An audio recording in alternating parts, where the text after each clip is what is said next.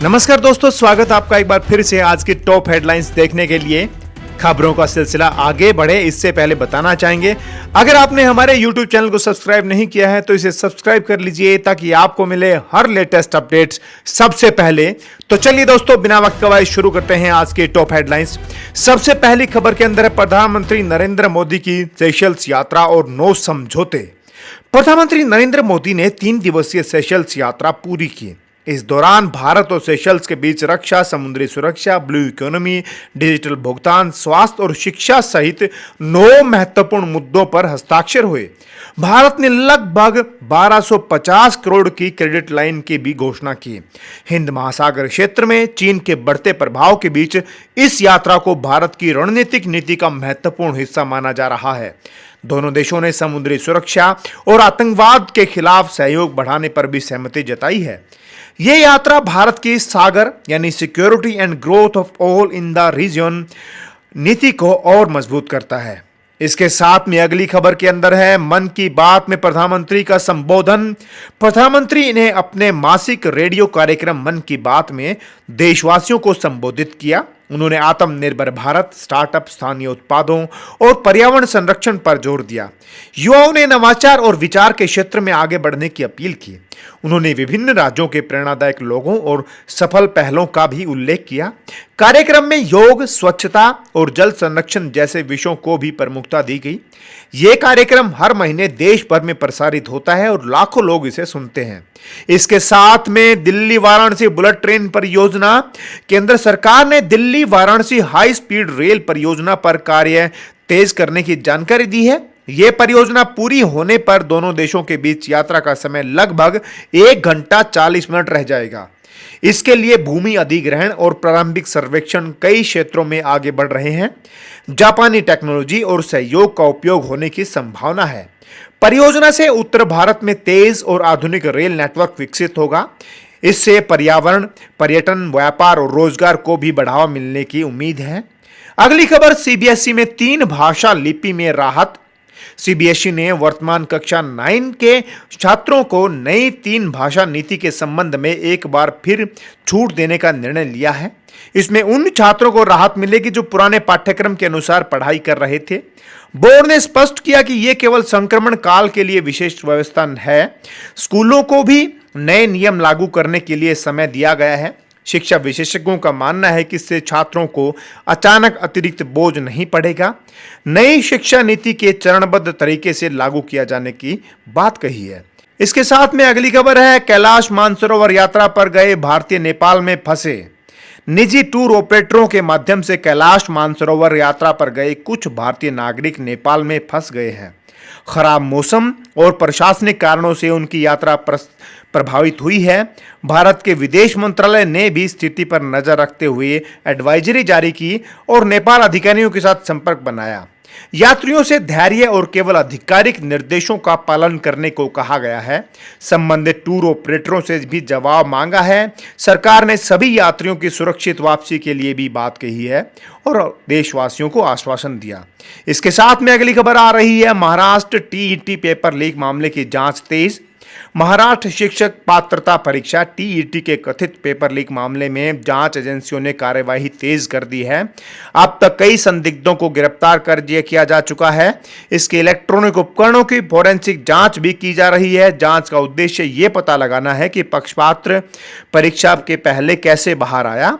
सरकार ने कहा कि दोषियों के खिलाफ कड़ी कानूनी कार्रवाई की जाएगी। इस मामले से लाखों अभ्यर्थियों की मेहनत प्रभावित हुई है, इसलिए परीक्षा प्रणाली को और सुरक्षित बनाने पर भी विचार हो रहा है।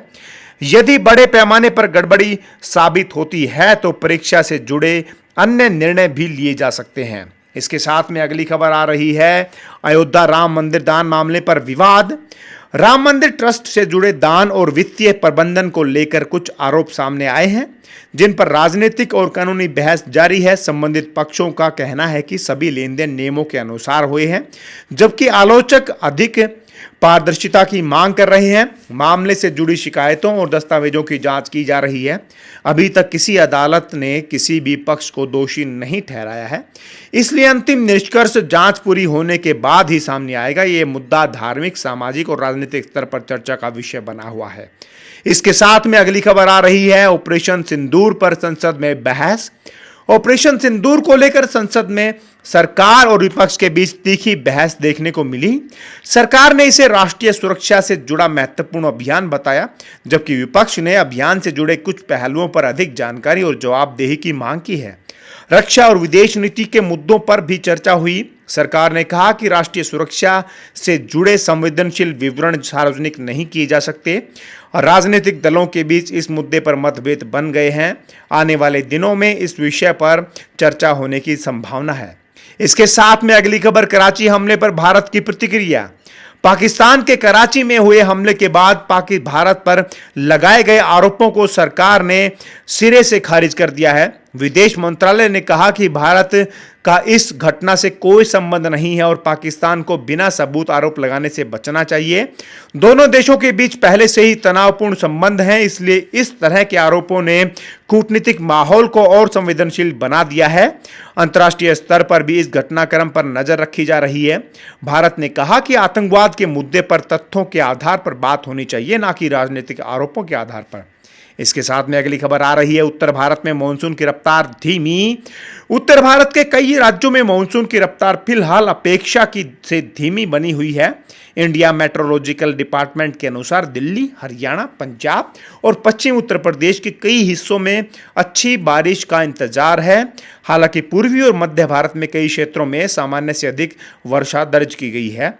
मौसम विभाग के अनुसार अगले कुछ दिनों में मानसून फिर सक्रिय हो सकता है। किसानों को मौसम के पूर्वानुमान के अनुसार खेती के कार्य करने की सलाह दी गई। बारिश में देरी से खरीफ फसलों की बुआई पर असर पड़ सकता है, लेकिन यदि जुलाई की शुरुआत में अच्छी बारिश होती है तो स्थिति सामान्य हो सकती है। इसके साथ में अगली खबर, जापान में प्रधानमंत्री की प्रस्तावित भारत यात्रा। भारत और जापान के बीच उच्च स्तरीय कूटनीतिक संपर्क लगातार जारी है। दोनों देशों के बीच रक्षा, सेमीकंडक्टर, हाई स्पीड रेल आपूर्ति श्रृंखला और निवेश जैसे क्षेत्रों में सहयोग बढ़ाने पर भी चर्चा हो रही है। यदि प्रस्तावित यात्रा तय कार्यक्रम के अनुसार होती है तो कई नए समझौतों की घोषणा हो सकती। भारत और जापान दोनों हिंद प्रशांत क्षेत्र में रणनीतिक साझेदार हैं। दोनों देश चीन के बढ़ते प्रभाव के बीच क्षेत्रीय स्थिरता और मुक्त समुद्री व्यापार पर भी सहयोग कर रहे हैं। आधिकारिक कार्यक्रम जारी होने के बाद यात्रा का पूरा विवरण सामने आएगा। इसके साथ में भारतीय रुपये और बॉन्ड बाजार पर वैश्विक असर। इस सप्ताह भारतीय वित्तीय बाजारों की नजर अंतर्राष्ट्रीय घटनाक्रम पर रहेगी। पश्चिमी एशिया की स्थिति, अमेरिकी ब्याज दरों से जुड़े संकेत और कच्चे तेल की कीमतें रुपये और सरकारी बॉन्ड बाजार को प्रभावित कर सकती हैं।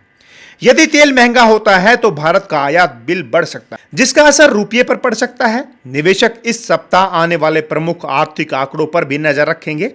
विशेषज्ञों का मानना है कि वैश्विक अनिश्चितता के कारण बाजार में उतार चढ़ाव बना रहता है। इसके साथ में त्रिपुरा ग्लोबल पाइनएप्पल फेस्टिवल का समापन। त्रिपुरा में आयोजित ग्लोबल पाइनएप्पल फेस्टिवल का सफल समापन हुआ। इस आयोजन का उद्देश्य त्रिपुरा में प्रसिद्ध जीआई टैग वाले अनानास को अंतर्राष्ट्रीय बाजार में पहचान दिलाना है। कार्यक्रम में कई देशों के खरीदार, कृषि विशेषज्ञ और उद्योग प्रतिनिधि शामिल हुए। किसानों को आधुनिक खेती, प्रसंस्करण और निर्यात से जुड़ी जानकारी भी दी गई। राज्य सरकार का कहना है कि इससे किसानों की आय बढ़ाने और कृषि निर्यात को बढ़ावा देने में मदद मिलेगी। स्थानीय उत्पादों को वैश्विक बाजार से जोड़ने की दिशा में इसे महत्वपूर्ण पहल माना जा रहा। अब 2028 लॉस एंजेलिस ओलंपिक में क्रिकेट भी शामिल हुआ। 2028 समर ओलंपिक्स में क्रिकेट की वापसी को लेकर तैयारियां तेज हुई है। उपलब्ध क्वालिफिकेशन ढांचे के अनुसार भारत की पुरुष टीम के ओलंपिक में खेलने की संभावना मजबूत मानी जा रही है। हालांकि अंतिम स्थान आधिकारिक क्वालिफिकेशन प्रक्रिया पूरी होने के बाद ही तय होंगे। क्रिकेट लगभग 128 वर्ष बाद ओलंपिक का हिस्सा बनेगा। इससे खेल को वैश्विक स्तर और अधिक लोकप्रियता मिलने की उम्मीद है। भारतीय क्रिकेट प्रेमियों के लिए ये एक ऐतिहासिक अवसर माना जा रहा है। इसके साथ में अगली खबर, बांग्लादेश के पूर्व प्रधानमंत्री शेख हसीना की वापसी की चर्चा। शेख हसीना ने संकेत दिया है कि वो इस वर्ष बांग्लादेश में लौटने की इच्छा रखती हैं। पिछले वर्ष राजनीतिक उथल पथल और व्यापक विरोध प्रदर्शनों के बाद उन्होंने देश छोड़ने का फैसला किया था। वर्तमान में बांग्लादेश के अंतरिम व्यवस्था के तहत शासन चल रहा है। उसके संभावित लौटने की खबर से देश की राजनीति में फिर हलचल तेज हो गई है। उनके समर्थक वापसी के स्वागत कर रहे हैं, जबकि विरोधी दल इसका विरोध कर रहे हैं। विश्लेषकों का मानना है कि यदि ये वो लौटती हैं तो बांग्लादेश की राजनीति में नया मोड़ आ सकता है।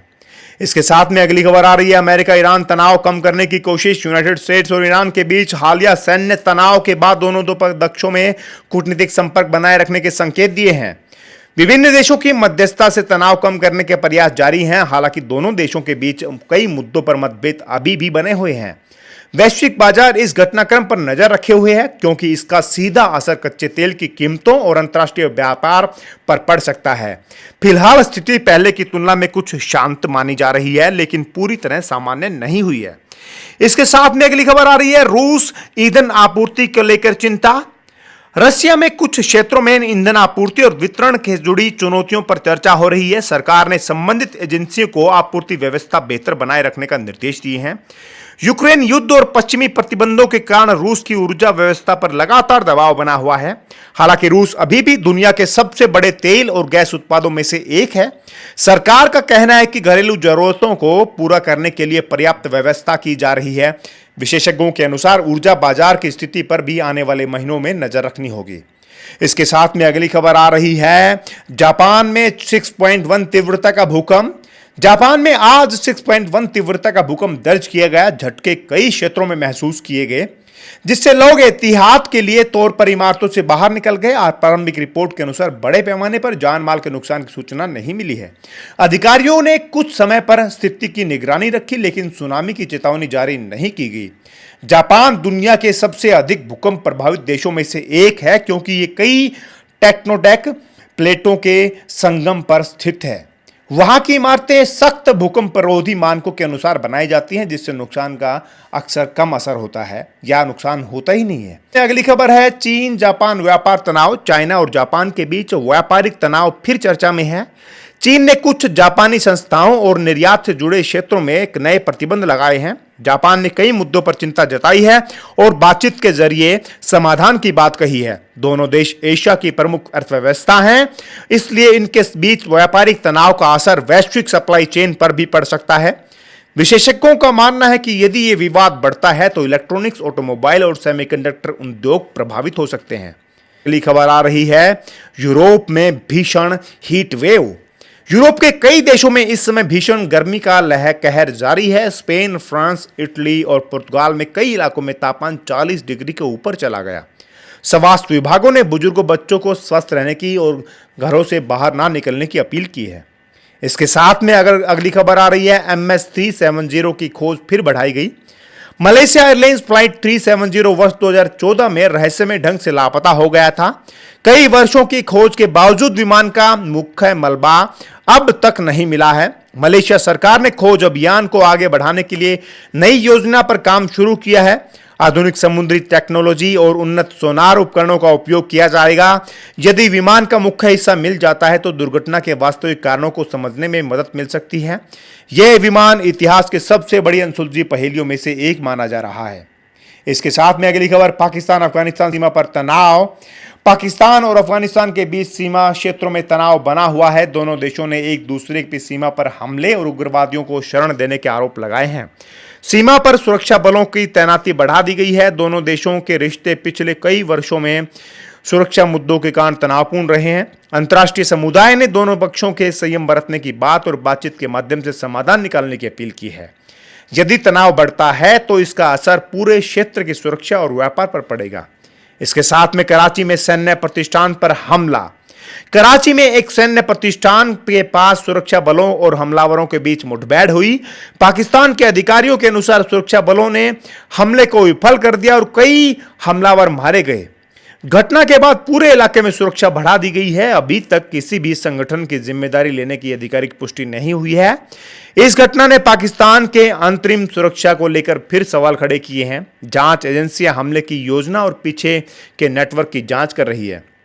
इसके साथ में अगली खबर है, FIFA world cup 2026 round of 32 के मुकाबले। 2026 फीफा वर्ल्ड कप अब नॉकआउट चरण में पहुंच चुका है। आज राउंड ऑफ 32 के तहत कई महत्वपूर्ण मुकाबले खेले जा रहे हैं, जिसमें ब्राजील, जापान, जर्मनी, पैरागोवा और नीदरलैंड, मोरक्को जैसी टीमें आमने सामने होंगी। पहली बार विश्व कप में 48 टीमें भाग ले रही हैं, जिसमें नॉकआउट चरण का प्रारूप भी बदला है। अब हर मैच करो या मरो का मुकाबला और हारने वाली टीम को सीधे बाहर हो जाएगी। दुनिया भर के करोड़ों फुटबॉल प्रशंसकों की नजर इन मैचों पर टिकी हुई है। विशेषज्ञों का मानना है कि इस बार कई उलटफेर देखने को मिल सकते हैं। इसके साथ में अगली खबर आ रही है, ब्रिटेन में भारतीय मूल के लोगों को सजा। यूनाइटेड किंगडम में भारतीय मूल के 3 लोगों को ड्रग्स तस्करी से जुड़े एक मामले में अदालत ने दोषी ठहराया है। जांच एजेंसियों के अनुसार वे एक संगठित अपराध के नेटवर्क से हिस्सा रहे थे। अदालत ने उपलब्ध सबूतों के आधार पर सजा सुनाई है। अधिकारियों ने कहा कि अंतर्राष्ट्रीय ड्रग्स तस्करी के खिलाफ अभियान आगे भी जारी रहेगा। मामलों की जांच में कई देशों की एजेंसियों ने सहयोग किया है और यह मामला ब्रिटेन में संगठित अपराध के खिलाफ चल रही कार्रवाई का हिस्सा माना जा रहा है। इसके साथ में नेपाल की T20 क्रिकेट टीम का बड़ा अवसर। और अगली खबर, लॉस एंजलिस ओलंपिक 2028 में क्रिकेट शामिल होगा। इसके साथ में आज की आखिरी खबर के अंदर है, वैश्विक बाजारों की नजर चीन, जापान व्यापार और पश्चिम एशिया पर रहेगा। इस सप्ताह वैश्विक शेयर बाजार और निवेशकों की नजर 2 बड़े मुद्दों पर रहेगी, चीन जापान व्यापारिक तनाव और पश्चिम एशिया की सुरक्षा स्थिति। यदि व्यापारिक प्रतिबंध बढ़ते हैं या क्षेत्रीय तनाव फिर तेज होता है तो इसका असर तेल की कीमतों, वैश्विक सप्लाई चेन और शेयर बाजारों पर पड़ सकता है। भारत जैसे तेल आयातक देशों की अर्थव्यवस्था भी इससे प्रभावित हो सकती है। निवेशक अमेरिकी केंद्रीय बैंक की नीतियों और प्रमुख आर्थिक आंकड़ों पर भी नजर रखे हुए हैं। विशेषज्ञों का मानना है कि आने वाले दिनों में वैश्विक बाजारों का उतार चढ़ाव बना रहेगा। ये थी अब तक की टॉप हेडलाइंस। खबरें देखने के लिए बहुत बहुत धन्यवाद। आपकी खबर फेवरेट कौन सी थी, हमें कमेंट करके जरूर बताएं। अगर पहली बार हमारे YouTube चैनल पर आए तो चैनल को सब्सक्राइब कर लें। मिलते हैं कल नई हेडलाइंस के साथ में, तब तक के लिए हैव ए गुड डे।